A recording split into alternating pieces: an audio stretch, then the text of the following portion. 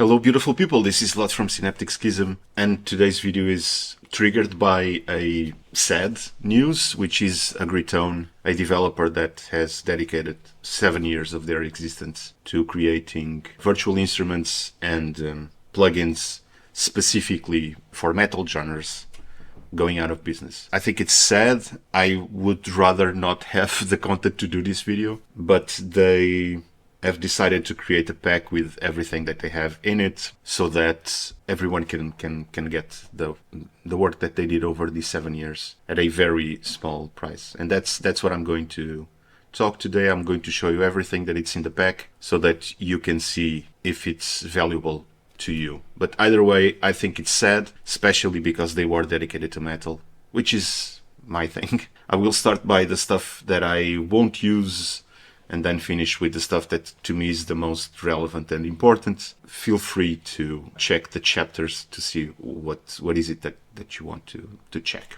Okay, so let's start. So the first thing is these IR packs. The reason why I'm not going to use them, I don't know if they are good or not. I know that there's a ton of it.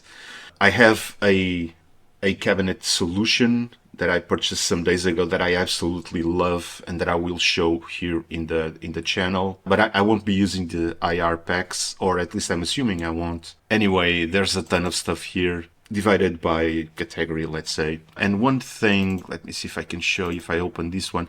You have the IRs, and then you have these files. These files are specifically for their cabinet loader, for their IR cabinet loader, which I will show later on. So since you will also get the IR cabinet loader, you can use these IRs as a preset in a way with that cabinet loader. There's a ton of stuff here. You can pause and read it for yourself.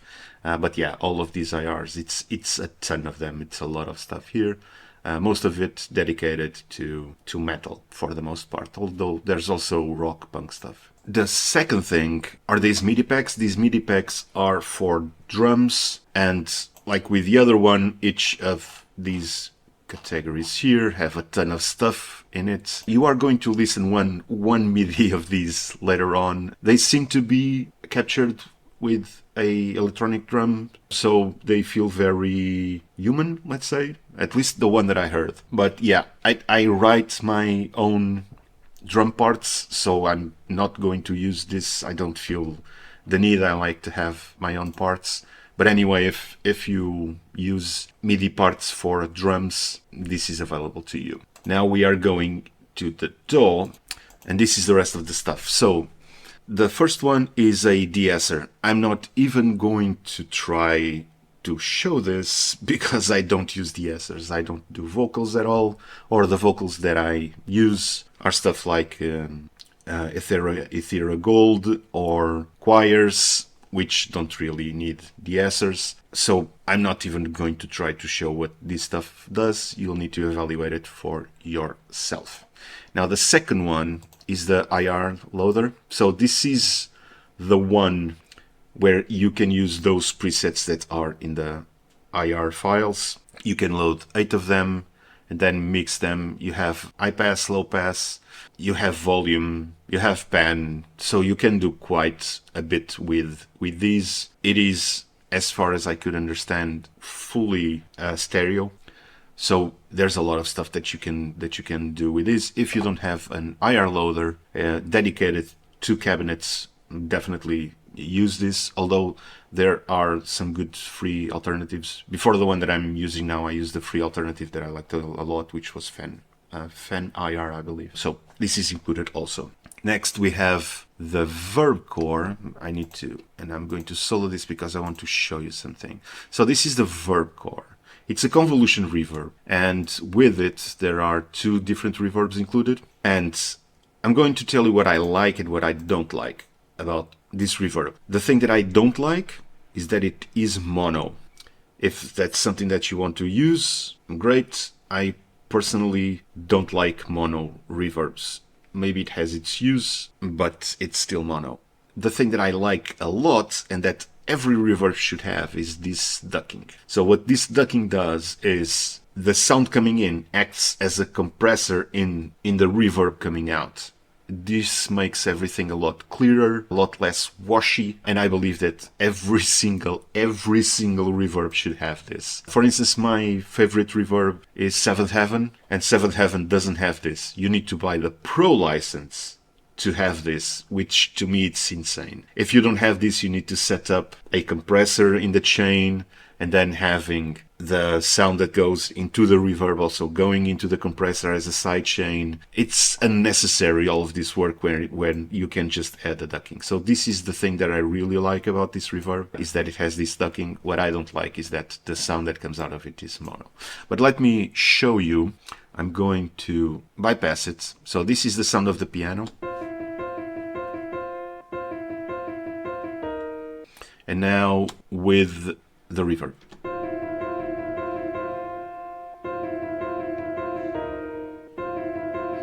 Now I'm going to start ducking.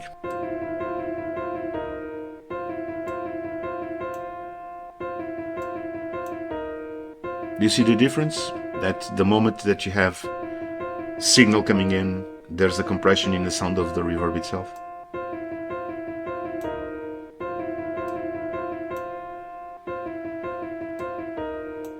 That's the beauty of ducking, and that's why every single reverb should have this.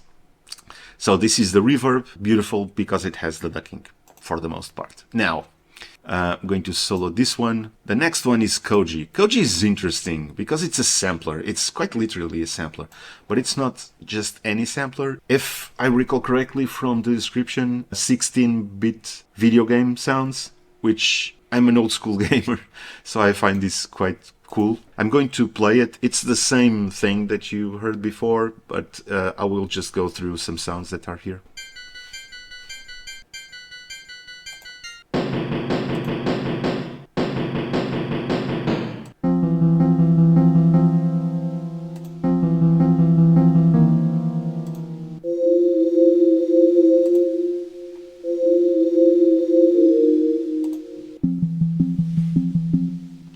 So yeah, a small sampler just with video game, old school video game kind of sounds. It's kind of neat, to be honest. It's cool. Now to the meat of the thing. So two things that I was looking forward the most are the amps. So this is their amp solution, and it comes with two different amps. It has the dual rectifier, or you can have this Dame 100 and then remove this one. Though these are the two amps that come with it, and they have also a bunch of pedals that you can use. And I have to say that the sound is not bad. Just to guarantee that we are all in the same, I'm going to put the default rhythm in both. And what you are going to listen to is, on your left, you're going to hear Jamasta with the amp, and with the exact same configuration on the right one, you're going to hear Odin. My objective with this was to have the lowest, most gnarly tone on one side and the brightest one on the other side, so that you can compare the two. I need to solo this.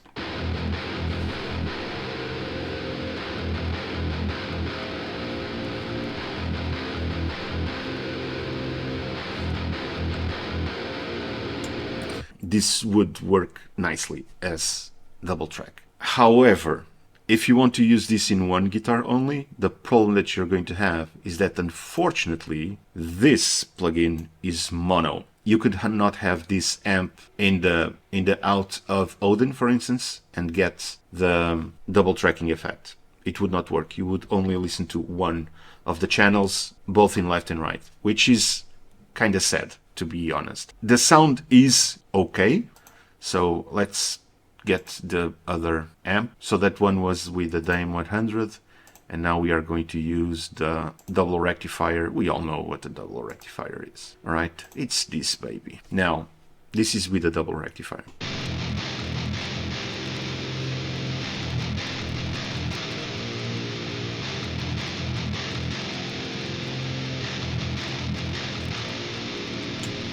So the sound is cool. I like it's very raw and you can get a lot from it. The problem to me is that it's mono.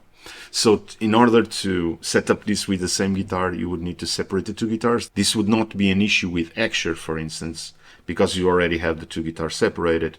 You could separate Odin into the left and right guitar, that's okay too. But if you want to write just once in one guitar, you can do it. If you are tracking your guitar, that's pretty cool because the sound is great. I guess it depends on what you want to do and how you want to write your music. The way that I write it, that I prefer to write in a guitar as much as possible, and then if I need to go to two guitars, that's my decision to make and not be limited by the amp. It is what it is. So, cool amps, limited on the outputs. Keep that in mind. Now, for the really meaty part. These three are in total 17 drum kits, and there's a little bit for everyone. So the one that I was the least impressed with, to be quite honest, was Drums Against Humanity, which is this kit. It has a pretty cool sound, but it is just this, basically. And I'm going to play it for you. This MIDI is part of that pack, so you can evaluate the packs also. So this is the signature sound of Behemoth's drummer.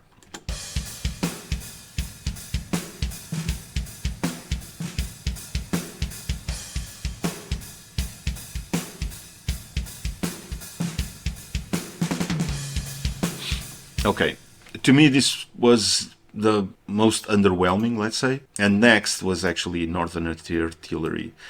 Now, this drum kit seems to be designed specifically for technical metal because it's mostly attack. It doesn't have like a big tail.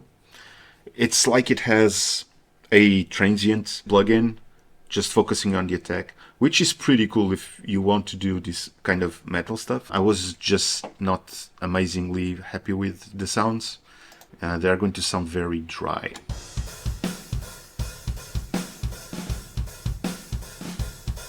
You see what I mean? It's very pointy.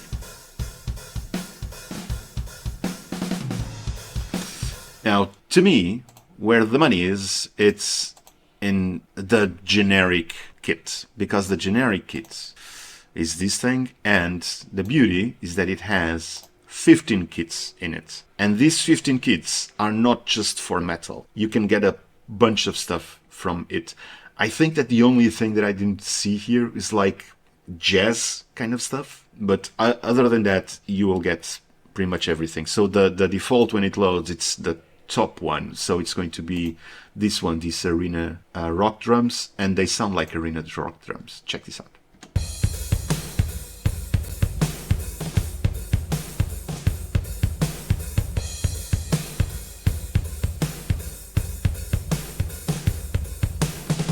Now, if you want, let me see if I can find that stuff. If you want like very raw, like in your room kind of recording, you can get stuff like this.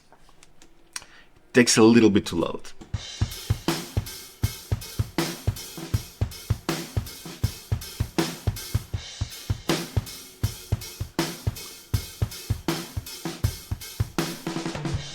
If you want pop stuff, you can go to stuff like this. And again, it takes a little bit to load. Okay, here we go.